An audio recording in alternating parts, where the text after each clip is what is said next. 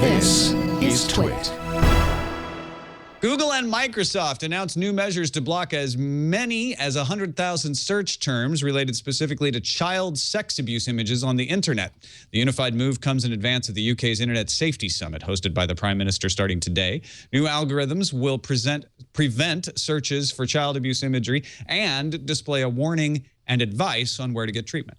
Israel-based 3D sensor manufacturer PrimeSense, known for producing and licensing the gesture-based technology that Microsoft uses in Kinect, may have been bought by Apple. It really depends who you ask. Israeli publication The Calculist reported back in July the two companies were in advanced talks. The Wall Street Journal now says the talks are still ongoing. Other publications say it's a done deal.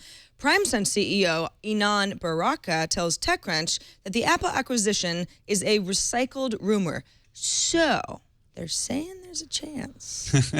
Hey, TNT audience member, I don't want to alarm you, but your wrist might be naked. But don't worry, Qualcomm announced that its smartwatch called the Talk is launching on December 2nd. The Talk costs $350 and works with Android. The watch uses a Mirasol display, which means you'll be able to see its color screen easily in daylight. The Talk also supports wireless charging and wireless Bluetooth. Seems pretty nifty. Whee! Sony announced they sold 1 million PS4s. The first 24 hours of sales in North America, as many as 4,000 of them may be defective, though. Scattered support forum reports talk about blinking blue lights, no video images, and Sony says less than 0.04% of the units are likely affected, and the problems seem to be various rather than all the same problem, indicating that it's not a design flaw. Sony has begun posting troubleshooting guidelines to the forum if you are having problems.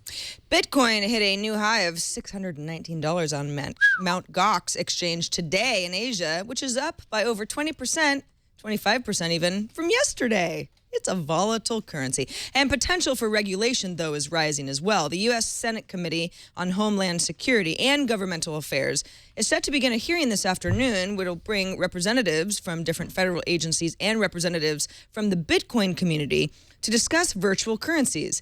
As of now, Federal Reserve Chairman Ben Bernanke says the plan is that the bank will not regulate Bitcoin.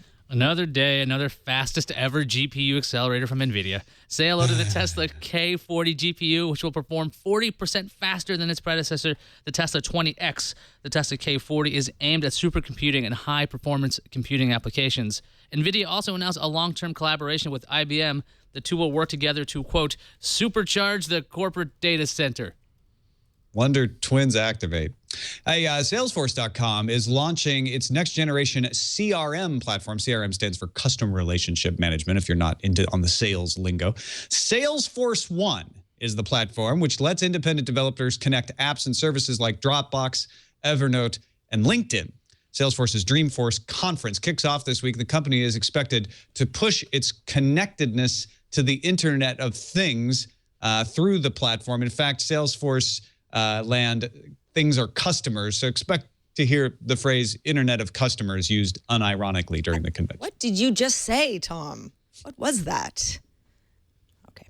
The Lumia 1520 is worth a look, so says Mary Jo Foley. She has a nice write-up on it, especially if you're contemplating using it in place of a mini tablet. Has a 1080p Full HD display, a Qualcomm Snapdragon 800 processor, 20 megapixel camera, ships with Windows Phone 8 OS with Update 3, has Lumia's Black Update all pre-installed.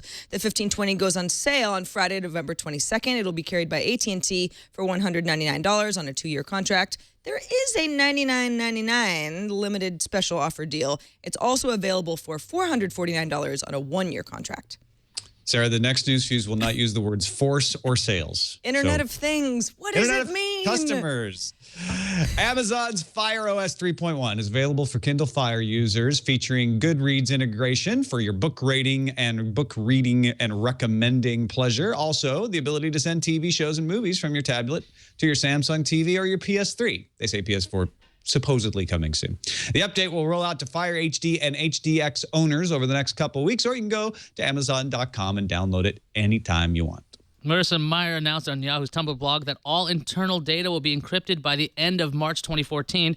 Yahoo's company servers will be encrypted using 2048-bit SSL. Meyer also says that Yahoo will offer users an option to encrypt all data flow to and from Yahoo by the end of Q1 of 2014.